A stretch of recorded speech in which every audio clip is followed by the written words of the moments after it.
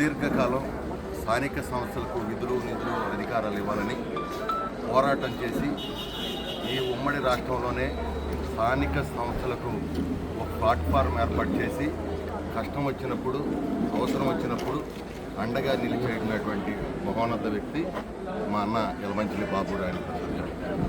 ఒక గ్రామ సర్పంచ్గా ఉయ్యూరికి ఇండిపెండెంట్గా నిలబడి ఆ తర్వాత మండల సర్పంచ్ సంఘం, నియోజకవర్గ సర్పంచుల సంఘం, జిల్లా సర్పంచ్ సంఘం, రాష్ట్ర సర్పంచుల సంఘం, ఆ విధంగా ప్రతి సందర్భంలోనూ స్థానిక సంస్థల్లో ఆయన ఎంపీటీసీగా, సర్పంచ్గా, జడ్పీటీసీగా ఉన్న ప్రతిసారి కూడా ఆ స్థానిక సంస్థల కోసం సుదీర్ఘంగా పోరాటం. ఆ రోజున రాజశేఖర రెడ్డి గారి మీద కావచ్చు, నారా చంద్రబాబు నాయుడు గారి మీద కావచ్చు, అనేక పోరాటాలు చేసి 106 జీవోలు తీసుకొచ్చి స్థానిక సంస్థలకు వేల లక్షలాది కోట్లు నిధిపించిన ఏకైక నాయకుడు బహుశా భారతదేశ చరిత్రలో మా అన్న రాజేంద్ర ప్రసాద్ గారికి.